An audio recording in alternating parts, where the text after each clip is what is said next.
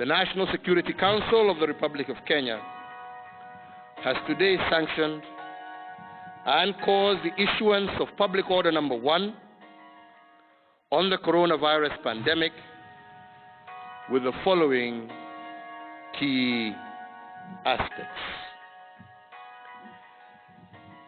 That effective Friday, 27th March 2020, there will be a daily curfew from 7 p.m. to 5 a.m. in the morning. And this shall be in effect in the territory of the Republic of Kenya, with all movement by persons not authorized to do so, or not being medical professionals, health workers, critical and essential service providers, being prohibited between these hours.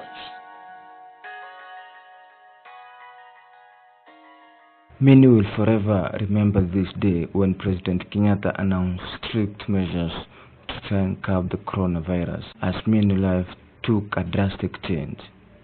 Coronavirus was finally here with us. The World Health Organization defined coronavirus as an infectious disease caused by SARS-CoV-2 virus.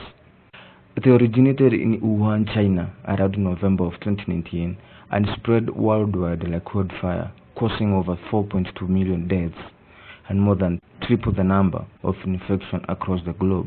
Many people infected with the virus experienced mild and moderate respiratory illness and recover without requiring special treatment, while others, mostly the old and the elderly, and those with underlying medical conditions, become seriously ill and require medical attention due to the breathing problems.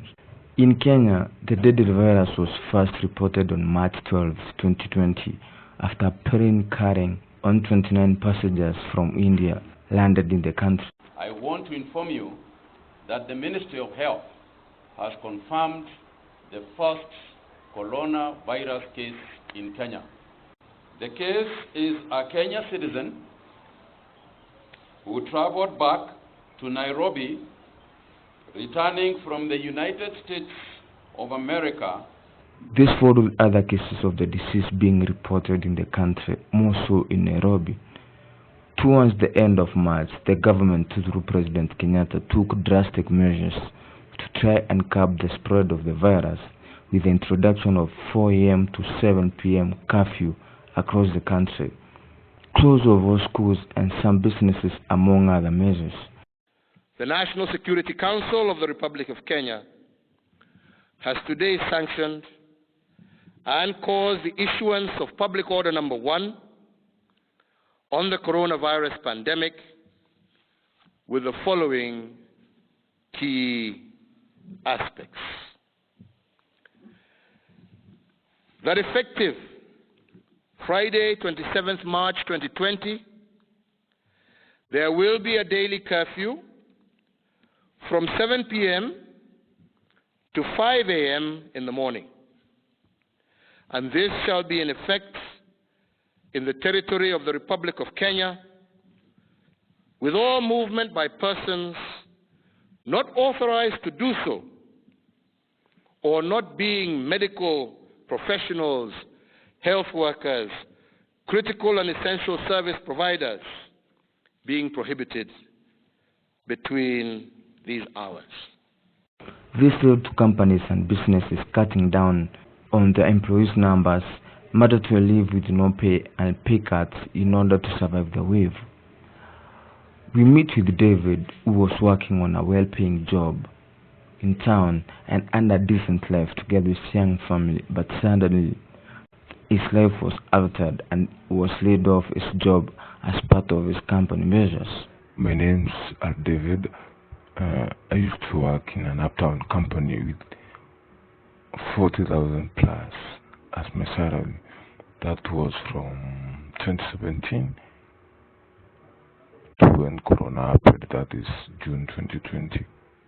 As I can see, my life was okay because that was the time that I got married to my wife Caroline, whom we have a son together. I was also building a house That's in my rural home. And I was also planning to open a business for my wife. But since Corona happened, my life has suffered a lot. With my job being terminated, being the overall of it all. This has led to me draining all my savings that I had, and also stopping all the plans that I had on building myself. When the government introduced the Kazi Mtaani, that was meant for the youth to cater for them during this hard time, that is the Corona time. I got into it. That was when I was able to at least feed for my family. My life has become hard. Initially, I was living on a 2-bedroom house with my family. That was all there, but I was paying like 15,000 per month. But now I'm living on a Mabati house, which I pay 2,500 per month, and it's still hard for me to pay that. Kwa majina anaitwa Caroline. Kusema kweli maisha imebadilika sana tangu bwanangu achishwe kazi kwa sababu ya corona. Hiyo ni last year June hapo. Maisha ilikuwa mzuri, tulikuwa tunakaa kwa nyumba mzuri, 2-bedroom house in fact. Saizi kama unavyoona tunaishi kwa nyumba ya mabati. Maisha singewahi fikiria kuishi kwa nyumba ya mabati. Tulikuwa tunaishi vizuri for real. Tulikuwa tunaenda mpaka nyumbani kama tunataka, tulikuwa tunavalia vizuri, chakula kizuri. Siku hizi kupata chakula imekuwa shida. Mtoto wetu alikuwa anasomea an academy school, a good school, alikuwa anakuja na school bus, everything was okay. Lakini since Corona happened, tumehave kumpeleka local primary school. That's what you can afford for now. Kama unavyoona hapa nafulia wa mama nguo. Najaribu kusaidia David ndo at least wasikuwe ngumu sana kwake. Many have undergone this ordeal, with the Kenya Bureau of Statistics estimating over 3 million people to have lost their means of living during this period. We estimate that over 300,000 people have lost their jobs. And we know that each and every one of these person who has lost a job directly or indirectly supports another 10 Kenyans. So we're looking at about 3 million Kenyans whose means of survival direct has been interrupted. The impact of this has been a manifestation of a range of issues such as stress in the family unit, inability to pay rent, increased gender-based and domestic violence, among many other issues. The government tried to caution the citizen by introducing a tax holiday during this time, which was a sigh of relief to many, only to overturn that at the beginning of 2021. The amount of pressure has caused a lot of mental effects, with the DCI recording 483 cases of suicide cases across the country between the months of January to August 2021. Health experts are linking this to corona effect on the economy and the difficulties they are facing.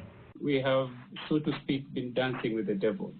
We've had problems, and multiple studies that have been done in multiple areas in this country have demonstrated the high prevalence and rising prevalence of mental ill health across the country. Studies have shown that between 15 to 25% of people who are randomly interviewed have had episodes of depression in their lifetime. Studies have shown that up to 40% of some populations have an anxiety disorder or other. We are getting multiple reports of harmful alcohol use and other harmful substance use across the country. And suicide. A study that was conducted in the community in Western Kenya a few years ago found that 16% of people in the community had had suicidal ideation at some point in their lifetime. So these problems have been there, but Kenyans have not been talking about them. And there's been a lot of stigma towards people suffering from mental illness and people involved in mental health as a whole. And this has stifled conversation. It has hidden the problem the way we hide people with mental illness in our own homes and resulted in us being blind to this problem. Unfortunately, as time has gone by, as the economy has had issues, as COVID-19 has shown, this problem cannot be hidden anymore. And it is affecting all sectors of our economy. It's affecting everyone across the country. And I dare say it is affecting many of the decisions that we are making at the level of leadership. It's affecting many of the decisions we are making at family level, and the consequences will be for a long time. Looking at all this evidence, we asked ourselves, if this was a problem affecting people physically, a problem that if you were walking around, everybody could see it on your face, wouldn't we have already declared this an emergency, perhaps even the level of an epidemic that requires concerted national intervention? And having asked ourselves that question, and knowing the consequences of all these issues around mental ill health, we recommended the declaration of a national emergency of epidemic proportions in order that resources be allocated, in order that national conversations be initiated, and in order that all policies that are being made have considerations as to their effect on mental health and how they could help to alleviate this problem that is rising and is huge in this country. The government of the day has to figure about ways to help the common mwananchi on how to withstand these turbulent times. The increment in fuel prices has also further stressed the cost of living. It's up to the government to ease in the life of the citizen as we continue to live with the coronavirus.